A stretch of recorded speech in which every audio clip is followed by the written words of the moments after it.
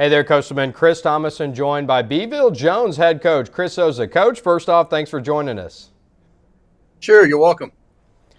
All right, you guys got all the fall camp out of the way, a few weeks of practices, 2 scrimmages. First off, just what are your thoughts on the team so far? Well, I got to tell people we're undefeated right now, so it's the best time of the year right now. We're excited. Got our first game this week against Sinton. The kids have been working really hard. It's been a hot summer, like everybody else, but we made it through the 2 days or half days we call them, and we're excited to get the season started. Yeah, you guys were a playoff team last year, over half your starters back. So just from what you've seen so far, what are some potential strengths of this team on both sides of the ball? Well, I'm excited to say that our offensive linemen, those guys work hard. I know, and I know for everybody else too, the same thing. Offensive linemen are the unsung heroes. Our kids have worked hard all summer long, all off season long. Those kids worked hard. They've gelled together. Uh, I think that's going to be the strength of our team. Our O line or D line. If those kids can stay healthy, I think we're going to be just fine. But we don't have anybody that's really tall or really big. But our kids have a lot of heart here, and I think that's going to be the strength of our team: the O line and D line. Yeah, I know you've got Perez back there in the defensive backfield. He has the potential to be a stud, right? Yes, sir. We have David Pettis. He's a sophomore now.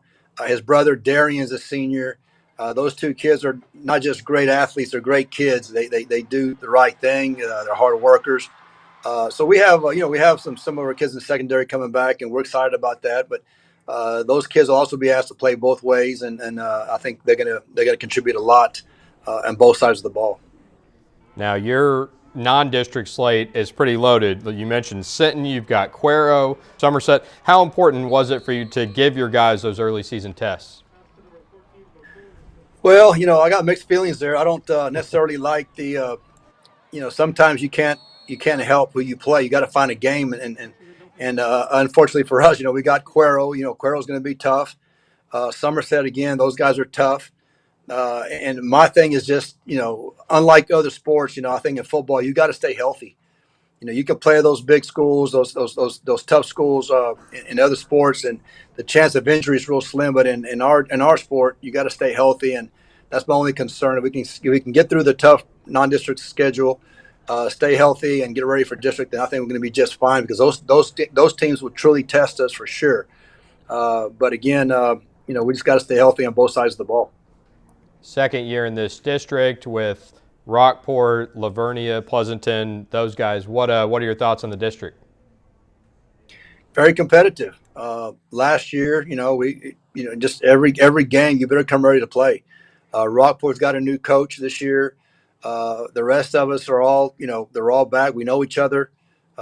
It's pretty evenly matched. I think if you don't you got to come ready to play each week. So it's going to be just one game at a time. Just take them and just like I said, just take one game at a time and hope for the best. But very competitive. You know as well as anyone, this region has some powerhouses. Got a taste of it last year with Cal Allen in the first round. You have your own history with them. Bernie obviously made their run to state last year. So what does this team have to do to compete with the Cal Allens and the Bernies of the world? Well, like I said, you got to stay healthy. Week 11 is a long way from here. You lose a key player or two, then it hurts you. But our goal right now, our goal is to win district. That's our goal with the team. We talked about it. We want to win district. We felt like last year we let it slip away. We had a chance there, and we lost 3 in a row there that we felt we could have won. But again, we're going to just start off, week 1 and try to be 1-0 after week 1, and just take it one game at a time, get better in the non-district season, and then be ready for district play. And again, just like I said, take them one game at a time, respect your opponent, work hard, and get better each day and each week. All right, well, the Trojans opening week 1 at Sinton. Big game. You guys got them at your place last year, knocked them off. So good luck to you guys this week, and we'll be there for it. Thank you, Chris. I appreciate you. All right, appreciate you, Coach. Good luck to you guys this season. Yes, sir. Thank you.